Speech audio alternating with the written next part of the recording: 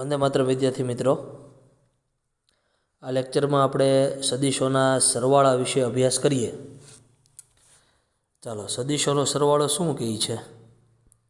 તો જુઓ, અહીંયા આકૃતિ 10.1 માં તમે ધ્યાનથી જુઓ। કોઈ સદિશ એ બી છે, બરાબર, બી સી છે, બરાબર। અહીંયા એ હતો, અહીંયા બી સદિશનું ઉદ્ભવ સ્થાન અને આ સદિશ સી છે। तो तमारे सी बिंदु सुधी पहोंचवू होय, बराबर, तो ए थी बी, बी थी सी एम पण जई शको अने डायरेक्ट तमे ए थी सी पण जई शको, हा के ना, बराबर। तो हवे तमे अहींया वांचो जोईए शुं कीधुं छे के सदिश ए बी नो सादो अर्थ एवो के बिंदु ए थी बिंदु बी सुधीनुं स्थानांतर थाय छे। हवे एक छोकरी बिंदु ए थी बी अने बी थी सी जाय छे ते परिस्थितिनो विचार करो। हमणां आपणे जोयुं एम छोकरी द्वारा बिंदु ए थी बिंदु सी सुधी थयेल कुल स्थानांतर ने सदिश ए सी द्वारा दर्शाववामां आवे, बराबर। एटले के सदिश ए सी बराबर सदिश ए बी प्लस सदिश बी सी। ए बे सदिशनो सरवाळो आपणे अहींया जोयो के भाई ए थी बी अने बी थी सी नो जे सदिश नो सरवाळो छे ए तमे डायरेक्ट ए थी सी वच्चे जे अंतर जे सदिश मळे छे एना बराबर ज थाय, बराबर। तो आ जे नियम है ए नियम सदिश सरवाळा माटे त्रिकोणना नियम तरीके ओळखाय छे। एटले बराबर आ नियम ध्यान राखजो विद्यार्थी मित्रों। चलो, त्यारबाद आपणे धीमे धीमे एक एक पॉइंट लेता जईए, बराबर। अने स्वाध्याय त्यारबाद 10.2 तरफ आपणे आगळ वधता जईए, बराबर। चालो, हवे अहींया जुओ आकृति 10.9 में શું છે? તો એના માટે પહેલાં વાંચો। જો આપણે સદિશો એ બાર અને બી બારને કોઈ સબાચો એટલે સમાંતર બાજુ ચતુષ્કોણની બે પાસેની બાજુઓ દ્વારા માન અને દિશા વડે દર્શાવીએ। આ સદિશ એ બાર અને સદિશ બી બાર સમાંતર બાજુ ચતુષ્કોણ, અહીંયા સોરી, એ બાર અને બી બાર દ્વારા આપણે દર્શાવીએ છીએ, બરાબર। આ એ બાર અને બી બાર कोई समांतर बाजू चतुष्कोण ने बे पासेनी बाजू वडे दर्शाव्यो, बराबर। तो तेमना सरवाळा एटले के सदिश ए प्लस सदिश बी ने मान अने दिशा सहित ते समांतर बाजू चतुष्कोणना, बराबर, तेमना सामान्य प्रारंभिक बिंदुमांथी, सामान्य प्रारंभिक बिंदु एटले के ओ, केम के ओ मांथी सदिश ए बी जाय छे अने बी बी थाय छे एटले सामान्य प्रारंभिक बिंदु कहेवाय ने, बराबर। तो ये सदिश ए अने बी नो जे सरवाळो छे ए बंनेनुं जे आ सामान्य बिंदुमांथी जे विकर्ण पसार थाय छे ए सरवाळाने विकर्ण वडे दर्शावाय एवुं अहींया कीधुं छे ने आ नियम सदिश सरवाळा माटे समांतर बाजू चतुष्कोणना नियम तरीके ओळखाय छे, बराबर। एटले के समांतर बाजू चतुष्कोणमां बे सदिशो जो पासेनी बाजुमां लईए तो विकर्णने ए बे सदिशोना सरवाळा तरीके दर्शावाय, बराबर। चालो, एटले सिंपल अहींया तमे जुओ विद्यार्थी मित्रों, तो अहींया खाली आ रीतनी बे समांतर बाजू चतुष्कोणना बाजुओ हती अने बे सदिशो सदिश ए अने सदिश बी आपी दीधा अने आ एनो सरवाळो एना विकर्ण तरीके आपणने दर्शावे सदिश ए बार प्लस सदिश बी बार, बराबर। अहींया तमे जोई शको छो, बराबर। अने आ जे बाजू छे आजे बाजू है ये सदिश बी नी सामेनी बाजू एटले एना जेवड़ी जेनी मान अने दिशा बे समान थशे, केम के समांतर बाजू में सामेनी बाजुओ केवी होय, समान। ए ज रीते आ बाजू सदिश ए नी बराबर थशे एटले आखो समांतर बाजू चतुष्कोण कम्प्लीट थई गयो। चालो, आ नियमो याद राखजो, आगळ क्यांक ने क्यांक आपणने उपयोगमां आववाना छे, बराबर।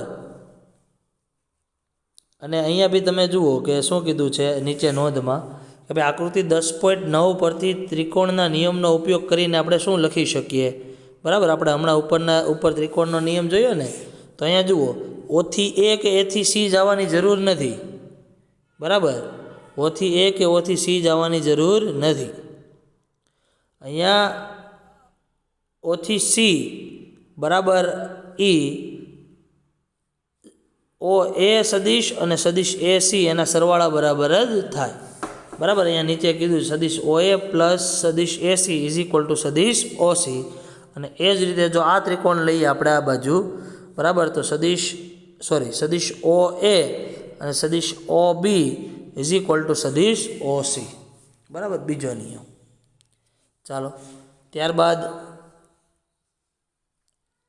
અહીંયા સદિશોના ગુણધર્મો છે વિદ્યાર્થી મિત્રો, બરાબર, કે ભાઈ આ સદિશનો ક્રમનો ગુણધર્મ છે કે ભાઈ બે સદિશનો સરવાળો કરો, સદિશ A પ્લસ સદિશ B કરો, સદિશ B કે A કરો, બંને કેવો થશે? સમાન. ત્યારબાદ 3 સદિશો હોય તો એના માટે બી જૂથનો નિયમ છે. અહીંયા જુઓ, જૂથના નિયમથી તમે કે સૌ કોઈ પરિચિત છો.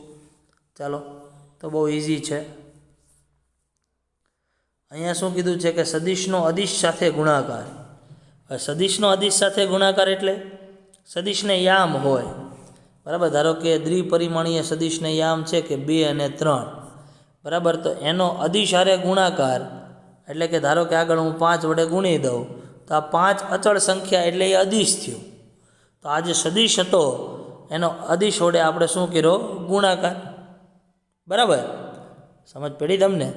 ચાલો, એટલે એ જો અહીંયા દર્શાવ્યું છે તમને, અહીંયા લેમડા કોઈ અદિશ છે અને એ કોઈ સદિશ છે, એટલે કે ધારો કે હું 2 અને 3 જે છે એને એ કહી દઉં, બરાબર, એને સદિશ એ કહી દઉં, બરાબર, તો આ લેમડા ઇન્ટુ સદિશ એ એટલે લેમડા તરીકે અહીંયા શું આવ્યા છે? 5. બરાબર, ચાલો, એ ગુણાકાર આપણે સદિશ સાથે એમ કરી શકીએ.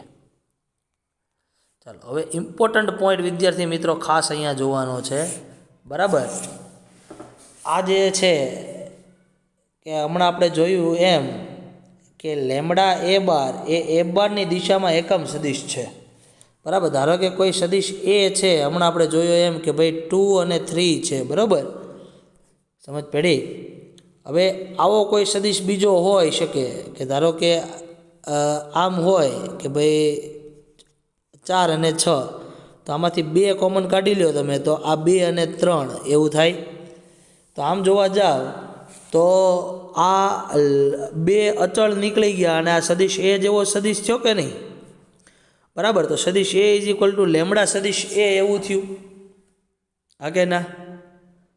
બરાબર, તો આ પ્રકારનો જે સદિશ આવે છે, આ પ્રકારનો, બરાબર, આ કેવો સદિશ થઈ ગયો? હવે લેમડા સદિશ A. બરાબર, તો આ લેમડા સદિશ A જે છે એને આપેલો જે સદિશ A બાર છે, બરાબર, સદિશ A છે, તો એ સદિશ એની દિશામાંનો એકમ સદિશ કહેવાય. બરાબર, બંનેની દિશા એક, બરાબર, તો એ જ દિશામાં આપેલા સદિશનો એને શું કહેવાશે? એકમ સદિશ.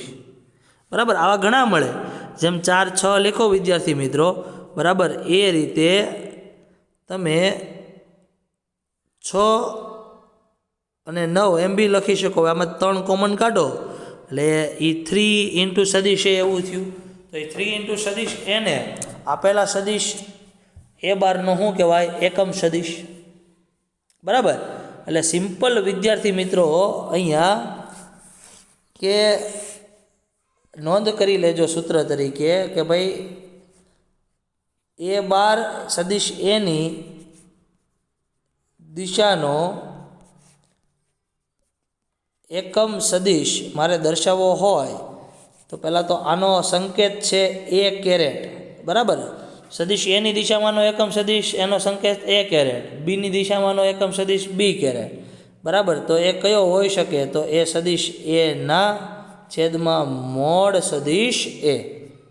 બરાબર, આ ખાસ ધ્યાન રાખજો કે ભાઈ સદિશ એની દિશાનો એકમ સદિશ નોટ ડાઉન કરી લેજો કે A કેરેટ બરાબર સદિશ A બાય મોડ સદિશ A. બરાબર, એટલે કોઈ પણ સદિશનો આપણે એની દિશામાં જ એકમ સદિશ ફાઇન્ડ કરવો હોય તો આપણે આ સૂત્ર દ્વારા મેળવી શકીએ. ચાલો, ક્લિયર? ત્યારબાદ નેક્સ્ટ સદિશના ઘટકો. જો આપણે અહીંયા સદિશના ઘટકો ટોપિક સમજીએ. બરાબર, કે ભાઈ આપણે એક્સ અક્ષ, વાય અક્ષ અને ઝેડ અક્ષ પર અનુક્રમે બિંદુઓ A ઓફ 1, 0, 0, એક્સ અક્ષ પર એક્સ એમ 1 છે અને વાય ઝેડ 0, 0 છે. બરાબર, પછી વાય અક્ષ પર બી બિંદુ 0 1 0 અને ઝેડ અક્ષ પર સી બિંદુ 0 0 1 લઈએ, આથી સ્પષ્ટ છે કે સદિશ ઓ એ બરાબર 1, સદિશ ઓ એનું માન કેટલું થઈ ગયું 1, બરાબર. એ જ રીતે સદિશ ઓ બીનું માન 1 થઈ ગયું, સદિશ ઓ સીનું માન 1 થઈ ગયું, બરાબર. અહીંયા ત્રણેય સદિશો પૈકી પ્રત્યેકનું માન 1 છે, બરાબર. અને તેમને અનુક્રમે અક્ષો ઓ એક્સ, ઓ વાય અને ઓ ઝેડ ની દિશામાં આપણે એકમ સદિશો કહેવાય, બરાબર. આપણે જે ત્રણ બિંદુઓ લીધા એ બી સી, હવે એના ઉપરથી આપણે સદિશ ઓ એ, સદિશ ઓ બી અને સદિશ ઓ સી ફાઇન્ડ કર્યો અને એનું માન લીધું, બરાબર. અને એનું માન ત્રણેયનું શું આવ્યું 1 આવ્યું. એટલે એ જે ત્રણેય સદિશો જે છે, બરાબર, તેમને અનુક્રમે અક્ષો ઓ એક્સ, ઓ વાય અને ઓ ઝેડની દિશામાં એકમ સદિશો કહેવાય અને તેને અનુક્રમે આઈ કેરેટ, ઝે કેરેટ અને કે કેરેટ વડે દર્શાવાય, બરાબર. એટલે સિમ્પલ, એક્સ અક્ષની દિશામાં એકમ સદિશ હોય ને વિદ્યાર્થી મિત્રો, એક્સ અક્ષની દિશામાં એકમ સદિશ એને આઈ કેરેટ વડે દર્શાવાય. કોના વડે દર્શાવીશું? આઈ કેરેટ વડે, બરાબર. એને આઈ કેરેટ વડે. વાય અક્ષ હોય તો એની દિશામાંના એકમ સદિશને જે કેરેટ વડે અને ઝેડ અક્ષ હોય તો એની દિશામાંના એકમ સદિશને કે કેરેટ વડે. એટલે આઈ કેરેટ, જે કેરેટ અને કે કેરેટ અનુક્રમે આપેલી સદિશની દિશામાંના શું દર્શાવે? એકમ સદિશ. ક્લિયર એટલી વસ્તુ? ચાલો તો હવે આપણે આગળ સ્વાધ્યાય તરફ આગળ વધીએ, બરાબર. ઇમ્પોર્ટન્સ પોઈન્ટ આપણે બધા જોઈ લીધા છે, બરાબર. હવે આપણે સ્વાધ્યાય 10.2માં દાખલા નંબર 1 શું કીધો છે બરાબર જોવો જોઈએ. એવું કીધું છે કે ભાઈ સદિશોના માનની ગણતરી કરો. એમાં સદિશ એ, હવે બરાબર ધ્યાન રાખો, સદિશ એ શું છે? આઈ કેરેટ, જે કેરેટ, કે કેરેટ. એટલે વિદ્યાર્થી મિત્રો બરાબર સમજજો. તો સદિશ એને મારે દર્શાવવો હોય તો આઈ કેરેટ એટલે 1, જે કેરેટ એટલે 1 અને કે કેરેટ એટલે 1, બરાબર. ચાલો તો આ આઈ પ્લસ જે પ્લસ કે બધા એના સહગુણકો 1 1 છે ને, તો એનું બિંદુ કયું હોય? 1 1 1. એ જ રીતે સદિશ બી વિદ્યાર્થી મિત્રો, તો એ જો 2i -7 છે -3 કે, એટલે કે 2 -7 -3 એવું થાય. અને એ જ રીતે સી 1/√3 1/√3 1/√3. અને આપણે વિદ્યાર્થી મિત્રો એનું શું ફાઇન્ડ કરવાનું છે? માન. શું? માન. તો અહીંયા બહુ ઇઝી કે મોડ સદિશ એ એટલે અંડર રૂટ, બરાબર, 1/2 + 1/2 + 1/2. એટલે આ શું થઈ ગયું? 1 + 1 + 1 એટલે કે √3. એ જ રીતે તમને સદિશ બીનું માન મોડ બી આવડી જશે અને સીનું માન મોડ સી આવડી જશે. ખ્યાલ આવ્યો? ચાલો અહીંયા પ્રશ્ન નંબર 2 જુઓ વિદ્યાર્થી મિત્રો, શું કીધું છે કે સમાન માનવાળા બે ભિન્ન સદિશો લખો, બરાબર. અહીંયા શું કીધું? માન સમાન હોવું જોઈએ, સદિશો કેવા હોવો જોઈએ? ભિન્ન. હવે હું અહીંયા કોઈ એક સદિશ લખું છું, ફોર એક્ઝામ્પલ સદિશ એ આવો છે કે ભાઈ આઈ કેરેટ +2 જે કેરેટ, બરાબર. અહીંયા આપણે નીચે લખીએ થોડું કે ભાઈ કોઈ સદિશ એ એવો છે કે ભાઈ આઈ કેરેટ + જે કેરેટ 2 જે કેરેટ +3 કે કેરેટ, આવો સદિશ છે. તો આ સદિશ એનું માન બહુ સિમ્પલ શું થશે કે ભાઈ √1/2 2/2 + 3/2 એટલે 3/2 9, 2/4 અને 1 9 4 એટલે √10 આવું થયું. યાદ રાખજો. હવે કોઈ સદિશ હું બી આમ લખી દઉં, આનું રિવર્સ કે ભાઈ 3i 2j અને + કે કેરેટ. હવે તમે આનું માન લેશો એટલે શું થશે વિદ્યાર્થી મિત્રો? √3/2 9, 2/4 અને આનો 1, સોરી અહીંયા ભૂલ છે, 9 ને 4 13 ને 1 14, અહીંયા √14 થશે. અને એ જ રીતે આનું બી √14 જ આવશે. તો આ જે બંને સદિશો જે છે બંનેના માન સમાન થયા કે નહીં? પણ એની દિશા કેવી થઈ? એ સદિશો બંને થયા કેવા? ભિન્ન. બંને અલગ અલગ સદિશો છે, કેમ કે એને દર્શાવવા માટે બિંદુઓ બંને અલગ અલગ હશે. ઓકે, તો હવે એ જ રીતે જુઓ 3 નંબર શું કીધું છે? જેની દિશા સમાન હોય તેવા બે ભિન્ન સદીશો લખો.